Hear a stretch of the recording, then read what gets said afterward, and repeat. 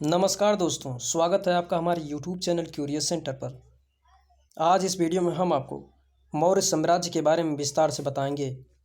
यह हमारा संपूर्ण इतिहास का तीसरा वीडियो है और हमारे संपूर्ण इतिहास के प्लेलिस्ट में जाने के लिए डिस्क्रिप्शन लिंक में जाएं, वहां से आप इतिहास के सारे वीडियो को देख सकते हैं।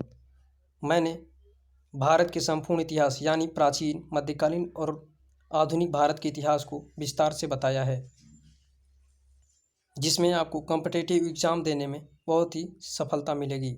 अगर आपने पूरा वीडियो देख लिया तो निश्चित ही आप सामान्य अध्ययन के पूरे प्रश्न को सॉल्व कर लेंगे आसानी से, क्योंकि आजकल कोई भी कॉम्पिटिटिव एग्ज़ाम हो उसमें सामान्य अध्ययन ज़रूर पूछा जाता है। इतिहास के साथ साथ हमने पॉलिटिकल साइंस और ज्योग्राफी का भी वीडियो डाला है। तो आइए इस वीडियो को आज शुरू करते हैं। दोस्तों, हमारे देश में प्राचीन काल में 16 महाजनपद थे, जिसमें सबसे ताकतवर मगध राज ही हुआ।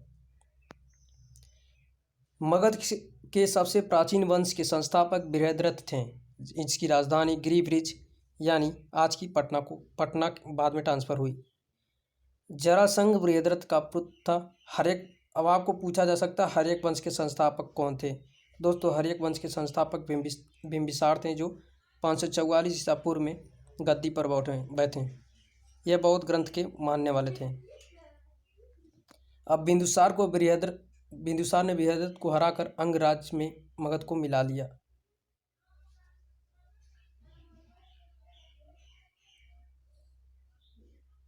बिंबिसार का हत्या करके उसके पुत्र ने मगध राज्य को अपने नियंत्रण में कर लिया।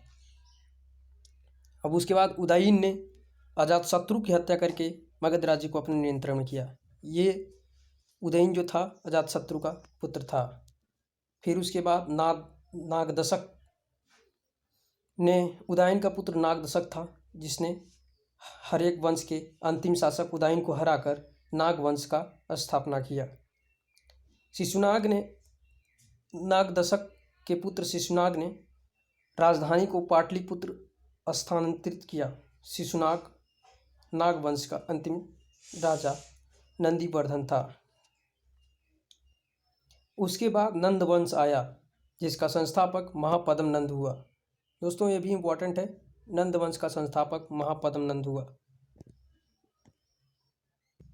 दोस्तों, नंद वंश का अंतिम शासक घनानंद था। यह बहुत ही, इसे कहा जाता है, यह अत्याचारी था। इसी को मारकर अंत में चंद्रगुप्त मौर्य ने मौर्य वंश की स्थापना की, जो एक बहुत ही महत्वपूर्ण वंश था और इसने मगध की शौर्य को पूरे भारत में लहराया। उसी समय सिकंदर ने भी आक्रमण किया था। तो आइए सिकंदर के बारे में थोड़ा सा जानकारी प्राप्त करें। सिकंदर का जन्म 356 ईसा पूर्व में हुआ। सिकंदर के पिता का नाम फिलिप था। यह मकदुनिया का शासक बना, जो कि बहुत ही कम उम्र में बन गया। इसकी हत्या 329 ईसा पूर्व में कर दी गई थी।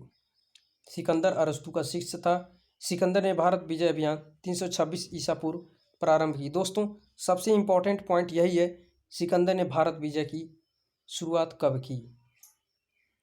सिकंदर का सेनापति जो था वो सेल्यूकस निकेटर था, जो चंद्रगुप्त मौर्य के दरबार में भी आया हुआ था।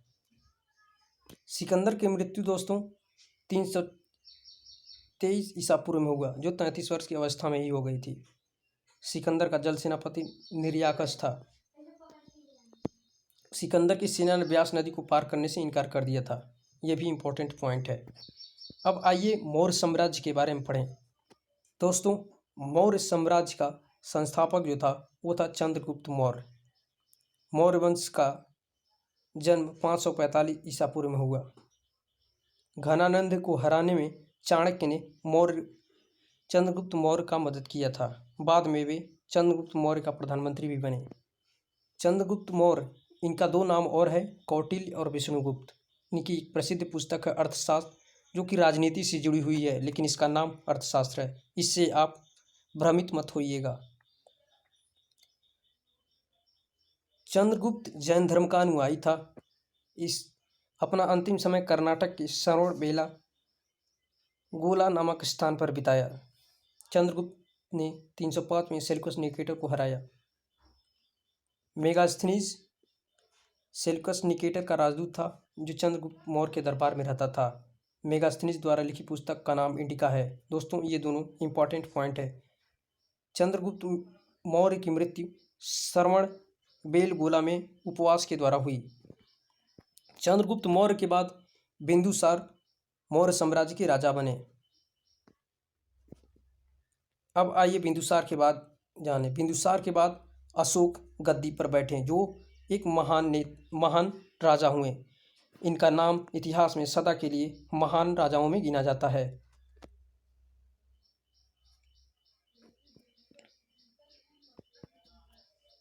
पुराणों में अशोक को अशोकवर्धन कहा गया है। अशोक ने अपने अभिषेक के 8वें वर्ष लगभग 361 ईसा पूर्व में कलिंग का आक्रमण किया। दोस्तों अशोक ने मगध साम्राज्य की सीमा का विस्तार बहुत ही तेजी से किया। उसने उत्तर पूर्वी भारत और दक्षिण भारत में भी मगध साम्राज्य के परचम को लहराया। लेकिन 261 ईसा पूर्व में कलिंग युद्ध, जो कलिंग जो उड़ीसा में स्थित है, वहाँ पर लाखों लोगों की हत्या हुई। बहुत सारी स्त्रियाँ और बच्चे बेघर हो गए। इसको देखते हुए अशोक का हृदय परिवर्तित हो गया और उसने बौद्ध धर्म स्वीकार किया। और तब से लेकर उसने बौद्ध भिक्षु ने अशोक को बौद्ध धर्म की शिक्षा दी और उसने बुद्धम शरणम गच्छामि का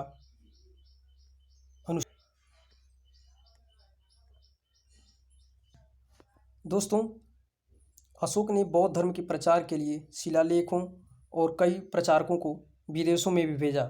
शिलालेखों में ब्राह्मी, खरोष्टी, ग्रीक और अरामाइक लिपि में लिखी गई है।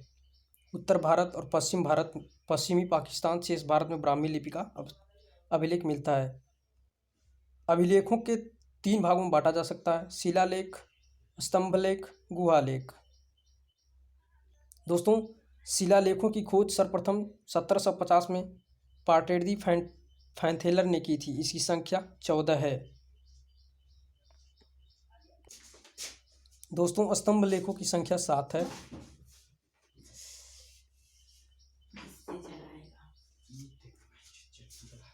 दोस्तों सबसे इम्पोर्टेंट पॉइंट जो है वो ये है, अर्थशास्त्र में वाणी तीर्थ।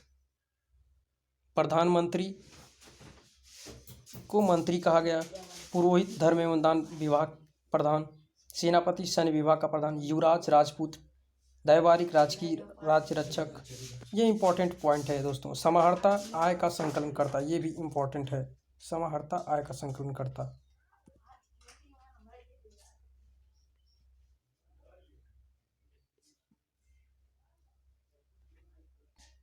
दोस्तों मौर्य वंश का जो अंतिम शासक था वो था बृहद्रथ।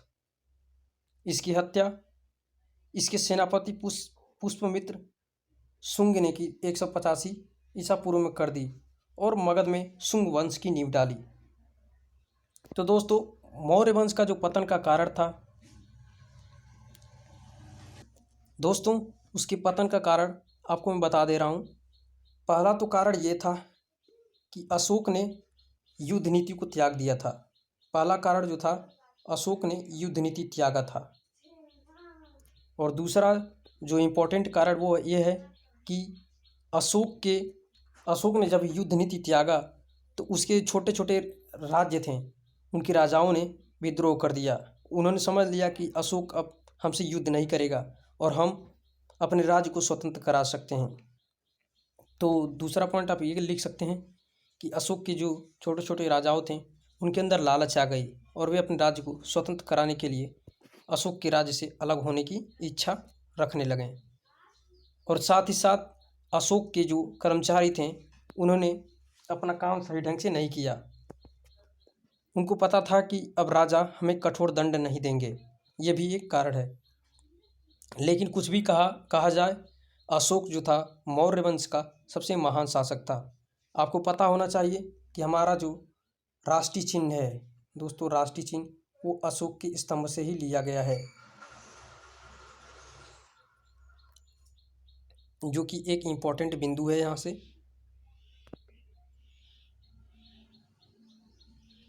अशोक पूरे भारतीय इतिहास में महान शासकों में गिना जाता है।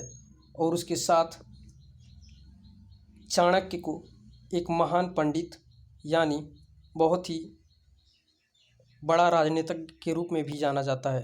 दोस्तों, अगली वीडियो में हम आपको बताएंगे मौर्य साम्राज्य के बाद क्या हुआ, कैसे हुआ।